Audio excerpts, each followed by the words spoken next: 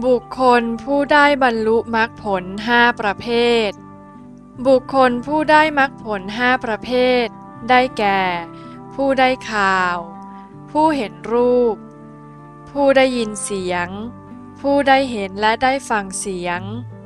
และผู้ลงมือปฏิบัติ บุคคล5ประเภทนี้เป็นผู้ที่สามารถบรรลุมรรคผลได้ ผู้ได้ข่าวได้แก่นางกาลีเพียงได้ยินข่าวว่าพระพุทธเจ้าทรงแสดงธรรมจักรกัปปวัตตนสูตรก็ใช้ศรัทธาตัดวิจิกิจฉาแล้วสักกายทิฏฐิก็ดับลงพร้อมกันเกิดเป็นพระโสดาบันขึ้นมาพระราชาพระนามว่าพระคุณสาติเพียงได้ยินข่าวว่าพระพุทธเจ้าทรงประกาศพระศาสนาอยู่ในเมืองราชคฤห์ก็บรรลุเป็นพระโสดาบันผู้ได้เห็นรูปได้แก่พระราชาพระนามว่ามหากัปปินะพร้อมข้าราชบริวาร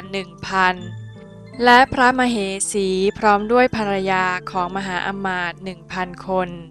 เพียงได้เห็นพระรูปพระพุทธเจ้าก็ใช้ศรัทธาตัดวิจิกิจฉาอัตตาดับลงพร้อมกันเข้าสู่การเสวยโสดาปัตติผลผู้ได้ยินเสียงได้แก่มิคารเศรษฐีพ่อสามีของนางวิสาขา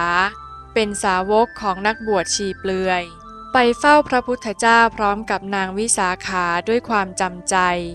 แต่นักบวชชีเปลือยบังคับให้มิคารเศรษฐีกั้นผ้าม่านเพื่อมิให้เห็นพระพุทธองค์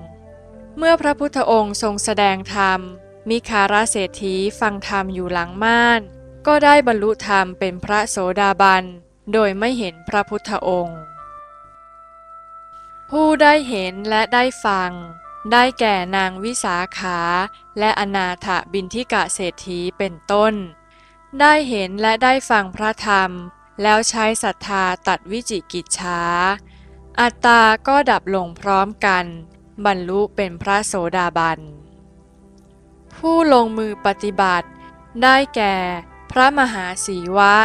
ตลอดจนถึงพวกเราท่านทั้งหลายที่เป็นปกติสาวกซึ่งได้เรียนรู้ได้ฟังและได้สอบถามแล้วเกิดศรัทธาเลื่อมใสใช้ปัญญาตัดอัตตทิฏฐิวิจิกิจฉาก็ดับพร้อมกันเข้าสู่ความเป็นโสดาบันบุคคลประเภทลงมือปฏิบัตินี้ที่สามารถเข้าสู่การบรรลุธรรมมีมากมายจนไม่อาจนับจำนวนได้